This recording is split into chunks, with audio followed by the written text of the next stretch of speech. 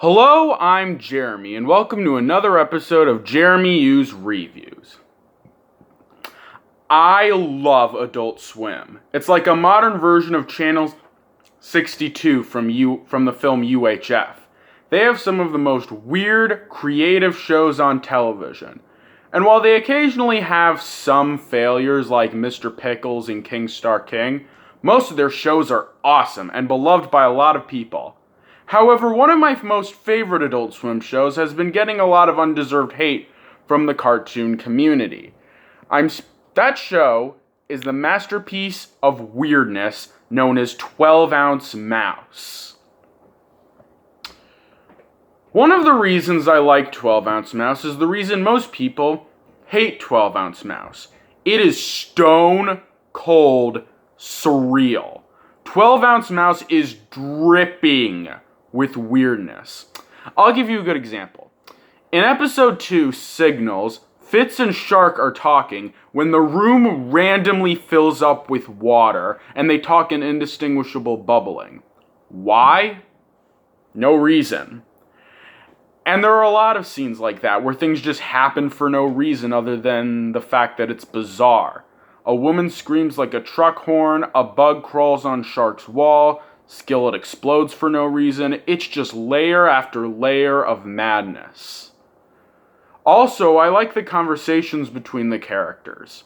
In addition to the bizarre madness, a lot of the show consists of two characters, one usually being Fitz, having a conversation with one another. And they are some of the most bizarre conversations you will ever hear. To give you a good example of how weird they are, I'm going to reenact one of the conversations from the show. So how do you know Shark? Shark? No, I. So what? And you hired me through him? I. Good news for Mouse. He's hired. Yeah, if you thought that... Yeah, that's pretty much what most of the conversations in this show are like. So if you thought that was too weird, then 12-Ounce Mouse is not the show for you. Okay, let's move on from the weirdness and talk about the characters.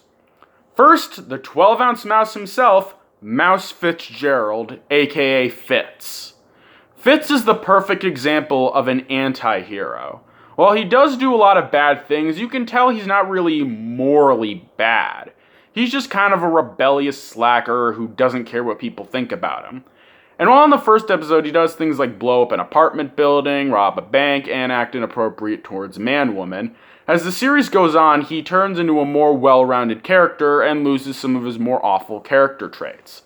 He also has a really fun, not giving a frick attitude that makes the bad stuff he does enjoyable.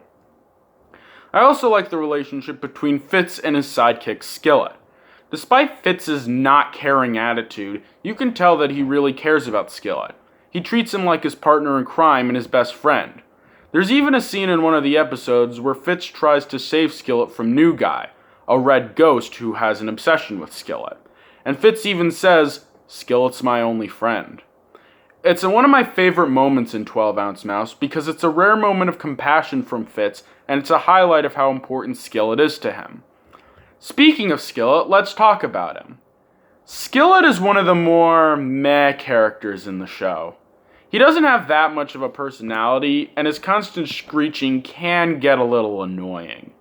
He's more likable for his relationship with Fitz than he is as a character. While there have been a lot of bartender characters in fiction, Rhoda is easily my favorite, with Mo Sizlak from The Simpsons at a close second. Rhoda has a charm and charisma that makes him a really enjoyable character. He also has a lot of really good lines and is involved in the show in an interesting way. Golden Joe is a very weird character. It's not really clear what role he plays in the show, and there's a lot of weird stuff about him, like how he can disappear and how he's dark green instead of gold, despite his name. The weirdest thing about Golden Joe, however, is his voice. For some reason, there's a weird echo in Golden Joe's voice. It's never explained, and it's kind of annoying. Peanut Cop is so inept at his job that he makes Chief Wiggum look like Magnum PI. He's the kind of person that will fall for literally anything, and his constant drinking and smoking weed makes him completely unaware of what's happening most of the time.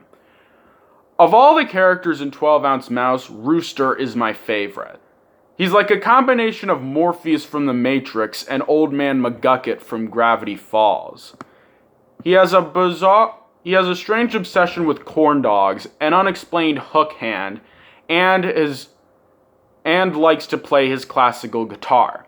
Also, the conversations he has with Fitz are some of the best moments in the series because of how bizarre they are, even in comparison to the other conversations. And similar to Rhoda, Rooster has a sort of bizarre charisma that makes him a really fun, charming character.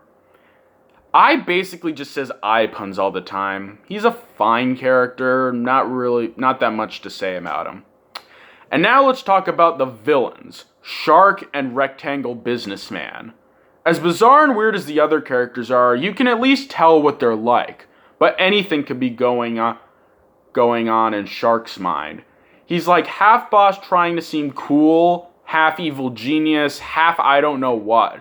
He's also a pretty menacing villain despite his bizarre attitude, and works well off the other characters, especially Fitz and Rectangle Businessman. If Rooster is my favorite 12 Ounce Mouse character, then Rectangle Businessman is my second favorite. He has a hilariously pretentious attitude and always acts like he's better than everyone else. And while those are traits that usually make a character hateable, it works for RB. Not only because he's meant to be unlikable, but also because he acts more like a little kid pretending to be a businessman than an actual businessman. He constantly brags about how much money he makes and how important his business meetings are, similar to how a little kid brags about his favorite action figure. Also, they do a clever running gag with Rectangle Businessman where they mention he doesn't have any eyes under his glasses. It's a really funny and meta running gag. Now, before we end the video, there's one more thing I need to talk about. The animation. While a lot of people don't like the surreal humor of 12 Ounce Mouse, the main reason people hate it is because of the animation. What do I think of it? Well, on the one hand, yes, 12 Ounce Mouse has awful animation. The character designs are amateurish, the movement is stiff and limited, and the backgrounds range from childishly simplistic to non-existent. On the other hand, I think it works for what 12 Ounce Mouse is trying to go for. You see, one of the unwritten rules of animation is that the animation for your show or movie has to fit the tone for said show or movie. For example, if you're making a silly gag-based show like SpongeBob SquarePants, you need to have the character designs be very fluid and organic, and you need to have the colors be very bright and happy. If, however, you're making a more serious show like Batman the Animated Series, you need to have the character designs be more geometric and the colors more toned down. And in my opinion, 12 Ounce Mouse's bizarre animation helps convey the surreal tone it's trying to go for. If 12 Ounce Mouse had the animation of, say, Rick and Morty or Steven Universe, it would certainly look better, but it wouldn't be able to convey the show's surreal tone as well as it currently does. In addition to that, there's a sort of charm to how bad the animation is, similar to Dingo Pictures, except with 12 Ounce Mouse, it was intentional. In conclusion, 12 Ounce Mouse is one of the most bizarre, insane, surreal shows I have ever seen. And I love every minute of it. I can see why a lot of people hate this series, as the insane bizarreness of 12 Ounce Mouse can be alienating to a lot of people, and it can be hard for some people to get past the awful animation. But it's perfect for people like me. If you're a fan of surreal entertainment, especially Twin Peaks and or Fear and Loathing in Las Vegas, I recommend checking this series out. But if your consumption of surreal entertainment doesn't go beyond Adventure Time or BoJack Horseman, you're not going to have a good time. That's all for now. Join me next time when I talk about a campy Disney movie with nifty gadgets, a hammy Rupert Everett, and bizarre, fun transitions. See you then!